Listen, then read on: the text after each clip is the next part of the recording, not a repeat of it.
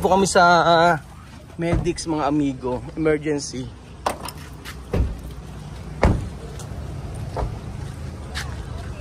Tara. Malapit lang po sa amin to, ospital. At si Kylie po. Gusto na magpadala sa ospital. Siguro nahihirapan na. Ito yata eh.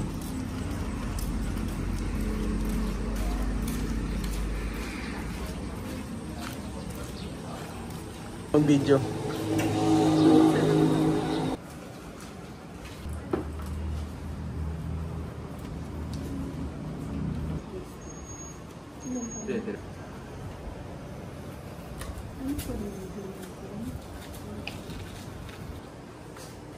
Mabihiga ka doon.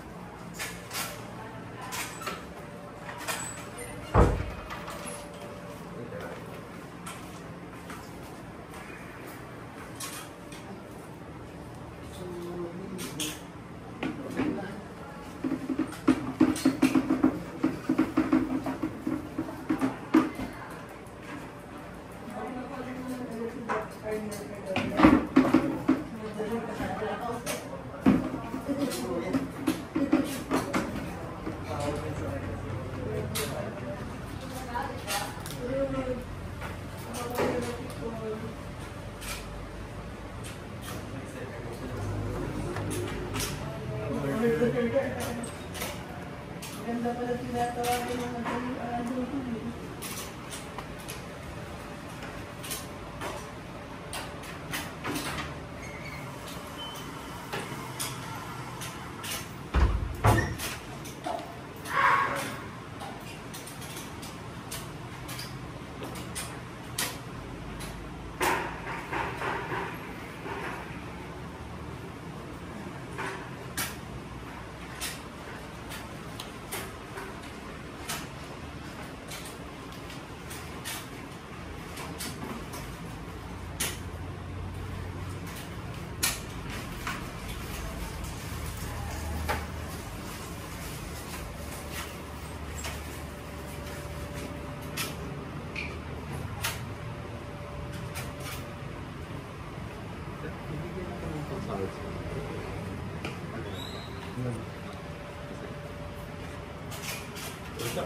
Sabihin mo lang pag may ihi ka na. Yung lalim ko siya.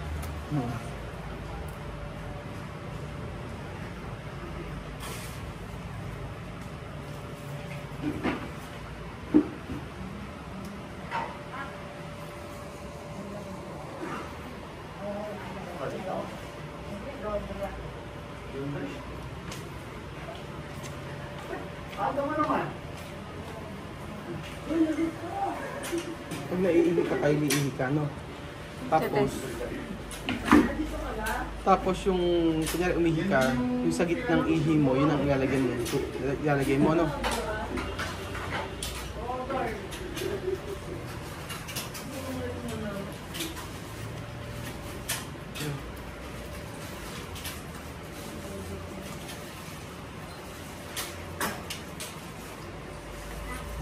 Natin yung gamot para sa pampakalma ng tiyan na kasama sa sukat. Pampakalma ng tiyan. Direkta na siya. Pero po hindi na po...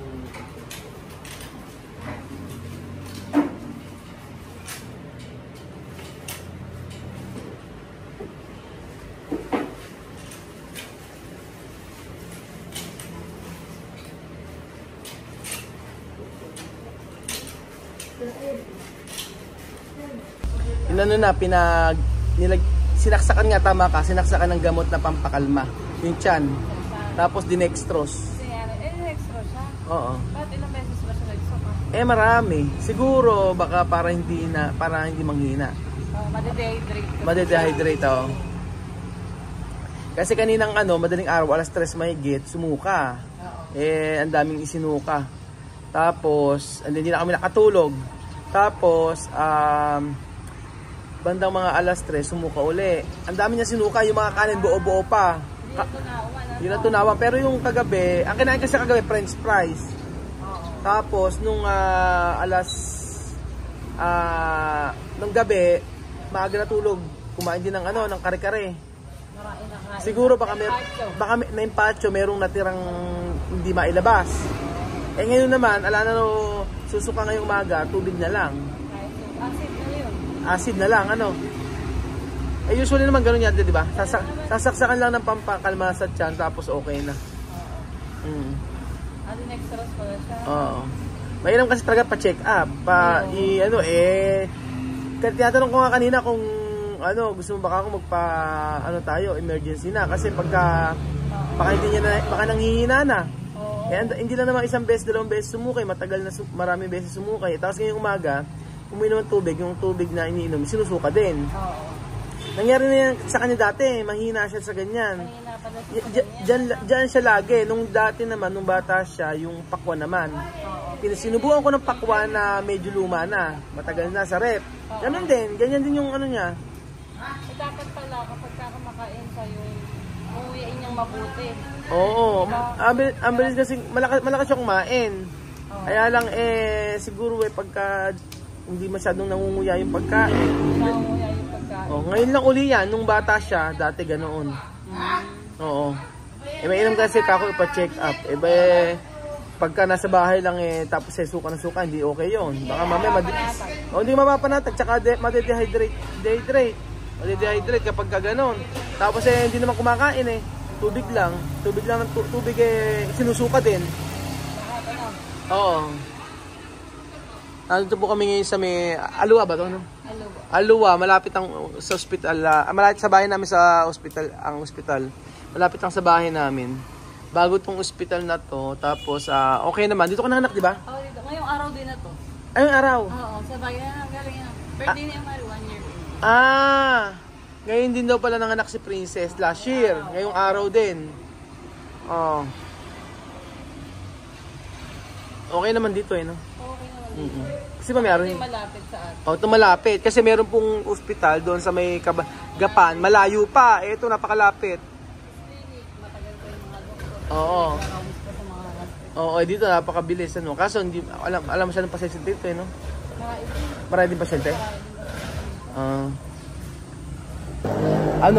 Ala ka kang tulog kasi natulog ako mag-alas 12 na yata yun.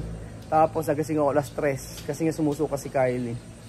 Pagka ganyan, mahirap. Talagang intindihin mo. Kaya sila misma, sabi ko, laging kumain ng maayos. Mahirap kasi pagka ma-hospital kaya ma-emergency ka. Hindi ka pa natag. Isipin nyo alas 3, gising na ako. 3:30 mga ganun, gising na ako. Kasama kami ni Kat. Medyo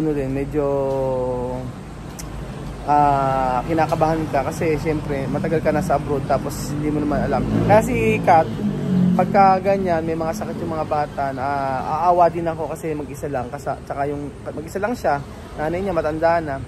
Kaya nga nung last time nung sabi ni Kat sa akin, umuwi ka na dito daddy, umuwi ka na dito kasi wala kaming kasama, sabi niya gano'n. Kailangan ka na namin dito. So, tinandaan ko talaga yung sinabi niya na yun. Sabi mo, kailangan ka na namin dito, kailangan ka na ng mga anak mo. Sabi gano'n ni Kat. Nung last time na pasaya, pagka inatid mo si Chamame, paalam ka na sa inyo. Sabi gano'n paalam ka na. Para at least, umanap pa sila ng kapalit. Sabi niya, kapalit. So, kasi pag ganyan, wala talaga siyang aasahan. Kasi yung bahay nila, mga pinsan niya, medyo bahay ng mga pinsan niya, medyo malayo na po. Malayo na sa kanila, lumipat na. Kaya doon sa may Kabanatuan, sikat lang talaga, wala nang iba. Wala naman kayong makitang kasama sa bahay. Wala kayong makitang magiging kasambahay. So, ayun po mga amigo. Antayin ko lang kung ano yung mangyayari. Medyo Medyo naawa na ako ni kay Kylie. Sabi niya, Daddy, dalhin mo na ako sa ospital.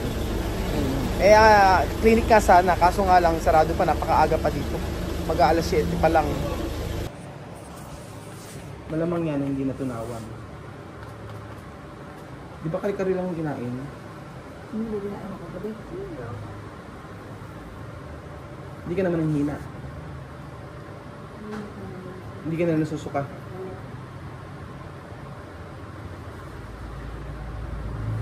Sabi ni Richie, asa na kayo kasi naging.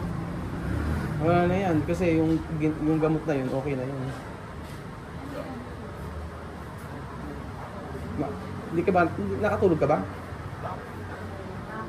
Yung nagising ka, doon ka lang sumuka. Pero nakatulog ka. Hindi, mula kagabi, kagabi nakatulog ka, tapos madaling araw lang. Yung madaling araw na nasuka, yun lang yun.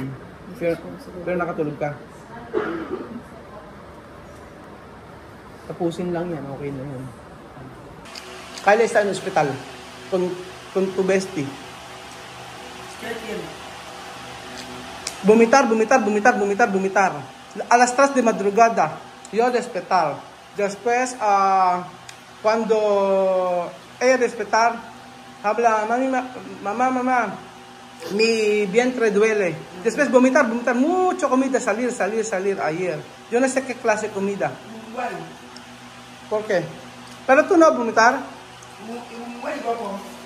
¿Ah? Hay un tipo de... Hay un tipo de tifoidea, suele coger los niños, todos los niños. Ah, sí, posible de... Cuando vomita mucha comida. Ahora tiene suero. Agua como amarillo, como así. Solo así. Parang typhoid daw sabi ni Tia Mami. Hasta ahora está en la hospital. Este también lo tenía. ¿Qué? Yo. ¿Qué igual? Yo vomitar. ¿Cuándo? Yo vomitar amarillo. ¿Cuándo? Yo vomitar En casa. ¿Cuándo? Antes de venir aquí. Antes de venir, nagsuka din daw si Alima dati. Pero hindi kala ko kahapon sumuka Ya yun. han puesto esto. Suero. Sí, está en el hospital. Yo hablar con tu bestie. Pero tiene suero. Después inyectar. Así. So, ayun po. Posible eso cuando coge tiene limón. Limón. Limón y azúcar. Pero no hay vomitar, pero solo agua nada más. Solo agua. Agua. Hace mucho, duele. Oh. Ayun po, Sofía había venido flaca. Sofía no tenía. Así. So, ayun po, sabi ko na Tia Mami, ay nag-ano daw po. Si Alima nang dumating daw po dito, suka din daw ng suka. Sinabi ko lang kay Tia Mami, pinaalam ko lang na si Kylie ay nasa hospital ngayon at nasa emergency. So, mamaya babalikan ko kasi sabi ni Tia Mami, pupunta siya ng bahay, maglilinis siya doon, yung mga kristal, yung mga salamin, lilinisan ni Tia Mami. Kaya sabi ko, late na kasi ako nakapunta rito kasi nga dinala namin si Kylie sa hospital. So ayun pa mga amigo, i-update ko po kayo kung ano po yung nangyari kay Kylie.